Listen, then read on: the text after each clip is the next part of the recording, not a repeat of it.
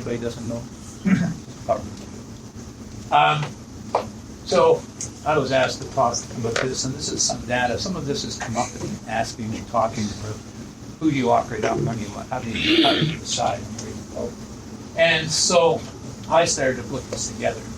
I came here 10 years ago, and at that point I was sort of a non-operator on these, and then I got exposed to the man in black down there, and he operated on everything.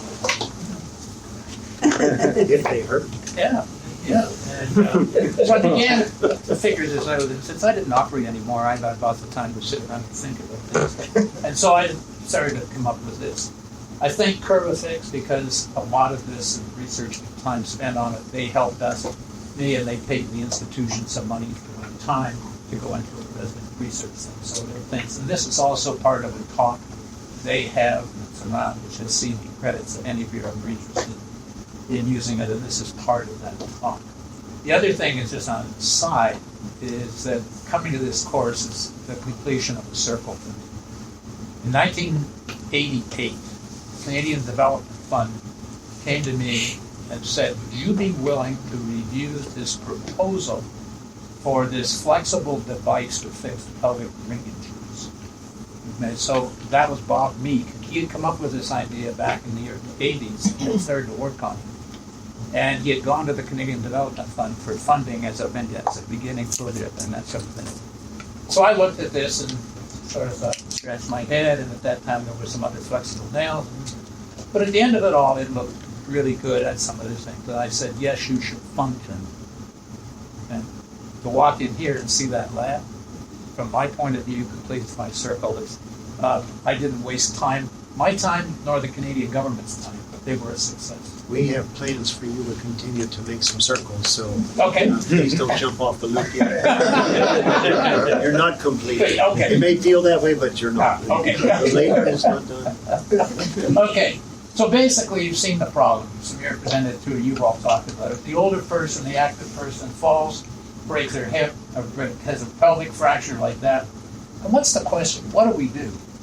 If it's a hip fracture, you all know, right? We got to open the ball in the AOA, we got all these things, they run to the OR, bone health, it all comes in. But it doesn't happen here. Why? What is the reason? Where does it go? So that's the dilemma. Samir mentioned it to non-operative versus operative. The introduction of percutaneous fixations changed the world, operative. And when I trained, when I did this 20 years, 30 years ago, we were doing operations with 500,000 cc's blood loss. We're not going to do that on 700. But if you can make a little stab move, stick a couple of screws in, and now life's different. And who gets it? When did they get it? And who provides the operative care for this? So I want to look at the problem. Why is it? Is it a problem? Then about diagnosis, classification, and at the end, an algorithm. We've talked about this. We're going to talk about fragility fractures, which is essentially a fall from standing height, or you hit a board or something. An injury, force that would not break the bone normally, and insufficiency fractures, which essentially have been defined as weak bone. In other words, it's a stress fracture in bone that can't tolerate any kind of force. We look at the epidemiology, it's stated that there's up to 92 per 100,000. So in the city of Houston, 6,175 fractures of these a year will occur. Think about that and think about the number of people who can treat that. We'll get back to that. They're mostly in the elderly. They're now said to be lateral compression, and this is changing the pattern. This is, I think, more because we know what we're dealing with now, and like everything, it's going to increase. But what is the real problem? There's a lot of them. So back in 2017, Andrich looked at the German trauma registry, and they looked at 5,685 fractures, matched them to almost 200,000 pelvic fractures treated non-operative. And you can see the difference. If you treat a pelvic fracture non-operatively, the mortality goes up significantly, and the complication rate is huge. Which is something that you know that about hip fractures, but no one's ever done pelvic fractures in that way. Function, okay? Banneric's done a couple of good studies, and there's many others that have shown this as well, okay? Is that their function is different. That's the Dutch group. Well, Dutch are much like Americans, I think. But they all have decreased function at the end of it if you treat them non-operative as compared to their normal non-fracture patient as well. The U.S. from mortality have the same statistics of mortality, higher mortality than the non-operative group. And if you look at some of the work, particularly Julie Schweitzer's done, is 56% of the non-operative people have some complication. The mental health toll of depression, decline in self-sufficiency is great, and function is hugely decreased as well. The other thing that's interesting is this, is if you treat somebody in your emergency department, you bring them to the hospital, and within less than 3 days, you send them to a SNF. You know who's paying for that? The patient. And all of a sudden, these patients are getting bills of $20,000 to $30,000 that they never knew. Medicare says you have to pay for 3 days, so if you bring them in and operate on them, that's it. And even so, if you think about what we're talking about. So can we change this, and how do we go about it? So when you look at it from a diagnostic point of view, I think what I look at it is, yes, it's pain, it's everything else, but it's the determination of pelvic instability and the bone health needs as well, which is not by them, but we're going to look at the instability. Now this is an interesting paper, physical exam, okay? Something you might teach your emergency people to do at residence. 83% success rate of detecting a posterior injury in a patient with an x-ray, either using the Ganslin test or the Fatley test. Just simple physical examination, stressing the leg, we're doing something like that. So in those patients where you see we can't do it, then this might be very helpful. We all know that radiology is bad. So plain radiographs will miss almost 70 to 80% of that posterior injury because of the osteoporosis. So obviously that's a problem. So this whole thing about an isolated pubic ramus fracture is well recognized. Dan Gertzbein, who I worked with in Toronto, came up with it back in '77, where they used bone scans to show the posterior injury, but it's been repeated over and over again. That don't be surprised if a pelvic, in an elderly person with an isolated pubic ramus doesn't have something at the back. So we know CT scans are mandatory. There's many tricks you can do with this, and if you can't find it on the CT and you think it's there, then MRI is imperative to do. So you have to have some kind of plan for it. And this is a case that Tucker just presented a couple of months ago at JOT, showing even with MRI positive scan, this was unstable when they tested it in their lateral stress x-rays. So it's important to do all the appropriate x-rays and have an appropriate algorithm in your system that will make sure these aren't missed. The next thing is classification, and I'm not going to spend a lot of time, but there's, you know, the AOT, OTA, the young burgers. This was developed basically for high energy. And the question is, does it have anything to do with what we're talking about? Or does it define the degree of instability to determine treatments, which is what we're doing? Paul Romans has come up with another classification, which is essentially a reorganization of all these other ones. But he basically brought this idea of instability of pain and loss of ambulation, and then where does the fracture occur in the back? His definition of displacement is a sign of instability, and this is where he did something that I think is problematic with this, because he said all non-displaced fractures without the form are stable, and the displaced ones are not. Then he had 4 classifications. Type 1, anterior injury only. Obviously, if that exists, that's true. But this is the group that became the problem, is the non-displaced, or as we call it, the LC1 fractures, in which he basically has pointed out that in these 2 groups here, okay, are the ones who we have to figure out, are they potentially unstable or not? Because if they're stable, they're usually less pain, and they're usually mobile, and you can go through there. And the problem with it is, if you get into the whole thing, and Burgess defined an LC1 as a stable injury. And everybody lumps everything into that, what it is. So it's a problem as you look at that. But this is the group that I think we have to worry about. This is no-brainers. Type 3s and type 4s are undisplaced and essentially are all operative. So how do we go about doing this? And when do we look at treatment? So this is what I did when I was starting off. They all went to bed, they were on bed rest, and this is the results as I saw it before. They're poor. They have a higher mortality rate, they have a higher loss of function, etc. So that type of treatment is evident. But what about non-operative immobilizations tolerated to these people? Well, Natoli has presented this paper, which if you read it says, well, they come to the emergency department, they have these x-rays, send them all home, they all do reasonably well, and they're great. Well, if you really look at the paper, there's no outcomes, there's no mortality rate, and there's nothing, and there were a significant number who had some kind of deformity. So I'm not so sure that that is the right way to go. If you have a standardized program, as Kanarkas showed it, you do get a little better results, but still, there really isn't a lot of data showing that this is better than optimal treatment. So what we're down to, and what I think is the important part here, is a protocol stability algorithm. How do you determine what are the unstable fractures that you want to operate on? How do you make your system turn this out until you get the right patients to the right place with it? So let's look at how can you evaluate the stability. Well, we've talked about the Romans thing, it's easy. But the next is the non-displaced, basically type 2BCs or LC1s, or whatever you want to call them, and how do you deal with it? Well, you can have a trial of mobilization. What does that mean? Well, if you look in the literature, this is what's been proposed. 2 to 5 days, you should be able to go bend a chair, walk 50 feet. If you can do that, you can go home, everything's wonderful. You may want to get some x-rays if you think they're worthwhile or not, probably not. And then you discharge it and you see them at 2, 6, 12 weeks, follow them up. But the big question is, if they can't do this, and even if 2 days is too long, what do? You push on it, you think, like that? So I don't know what that is. All it tells me is I have some pain, but I can't really tell much motion from that. So then you look at x-rays alone. Well, we've seen numerous papers with Bruce and Sims are doing that, and Kaiser and a few other people that have shown that dorsal cortical involvement of the brain mine, complete sacral fractures, yeah, they are usually unstable and could be done.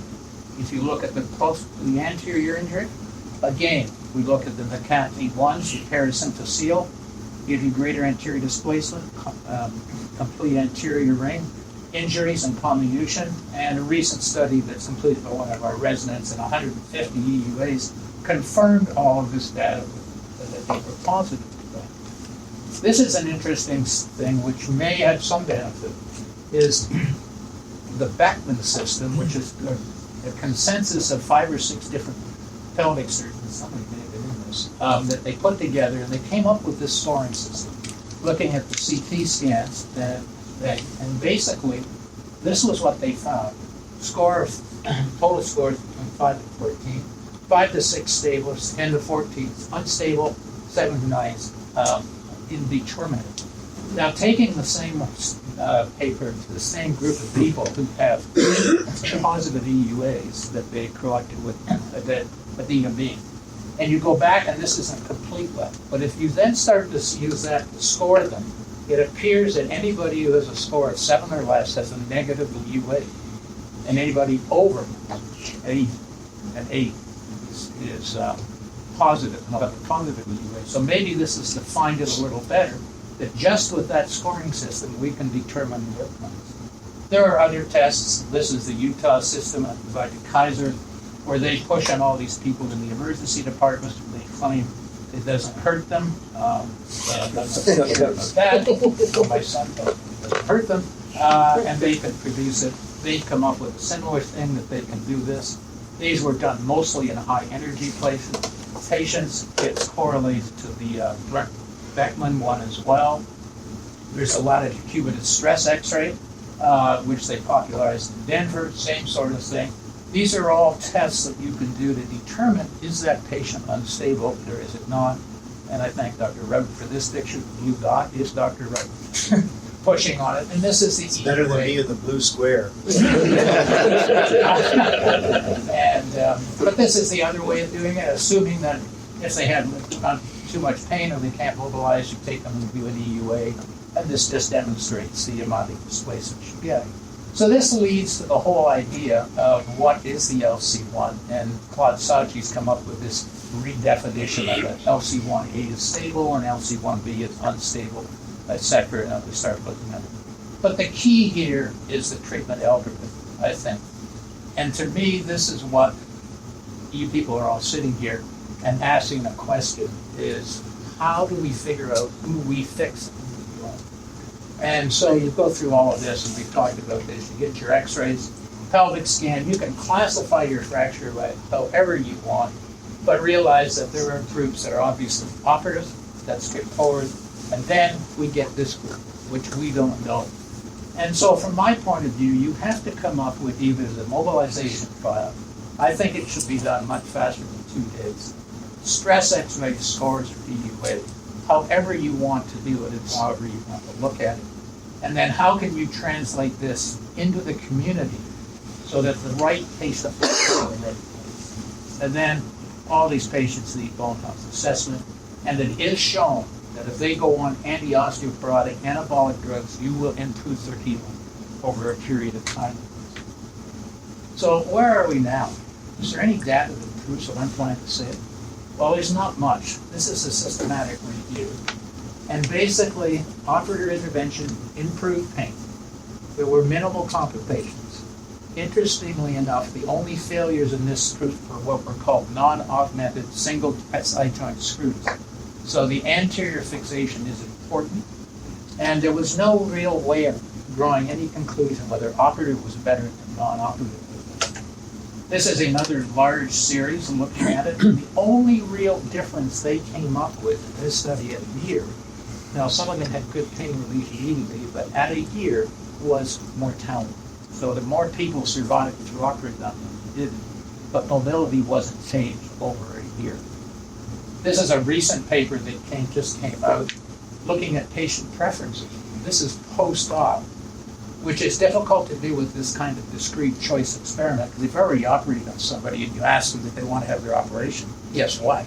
They're going to say yes. They're not going to say no unless they fail complication. But it's interesting what it did show is some preferences and what patients value. And this is, interestingly enough, the majority are female, not us. Except for sure. Okay. With a college education. Okay. So it's an interesting group of people. Average age is a little bit. And they had 42% operative. But there was no preference between operative and non-operative because the operative said yes, non-operative. But what they valued was this. Loss of ambulation they wanted to go home, they wanted less pain, shorter hospital stay, and mortality was last. You can see it down there. Test how many people cared about that. So function and mobility are good, which tends to me to make you think, well, the more I fix them, the better off it's going to be. The other final part of this is this. Who's going to provide this care? So you guys are all trained in percutaneous pelvic fixation. It's the average orthopedic surgeon who treats a hip fracture trained to do this. Every resident is trained to treat hip fractures. Very few residents are trained to do this operation.